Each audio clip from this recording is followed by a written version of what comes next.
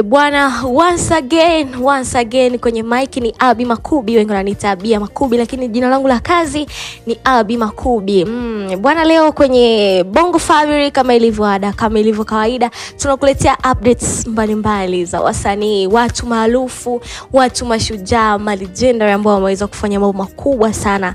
Na leo tumekuletea msanii wa nyimbo za singeli ambaye anafanya vizuri sana ndani ya mipaka ya 255, lakini hata nje huko anafanya vizuri, na amekuwa na issue fulani hivi ambayo jana aliojiwa na wimbo wake mzuri. Tukiachana na issue ya jana na wimbo wake mzuri ambao takriban una wiki mbili mtandaoni na unaitwa dakika moja, unafanya vizuri kabisa, ukiangalia viewers takriban 300k hivi, na bado anaendelea kumiminika, na hisi kufikisha mwezi hivi utakuwa na viewers wengi sana.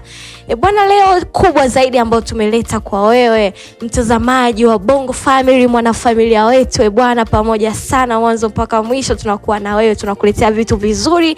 Kubwa zaidi ambayo tumelileta ni juu ya Dura.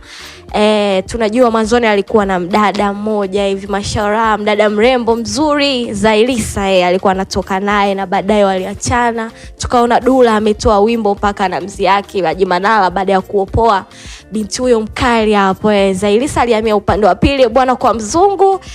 Dura akabaki mwenyewe, akaanza kutoa nyimbo nini kama kumkashifu Manara kwa kuopoa bimama wake. Kwa hiyo na jana alipoulizwa na waandishi wa habari juu ya Zailisa na Manara kwenye harusi yao au shughuli yao, kama angeitwa kuimba yeye kama mtumbuizaji wa nyimbo za singeli, je, angeweza kufanya hivyo? Na majibu ya Dura Makabila yalikuwa yamenyoka wazi kabisa, alisema angeweza kufanya hivyo. Bwana, wewe kama mtazamaji wa Bongo Family, yo pamoja sana, unaweza kufanya hivyo? Ukamfanyia mambo mazuri ex wako na mliachana kwa shali mpaka huyo bwana wake nini mambo yakatokea, mambo ya hapa na pale. Unaweza kufanya jambo zuri kwa ex wako? Tukutane hapo kwenye comment section.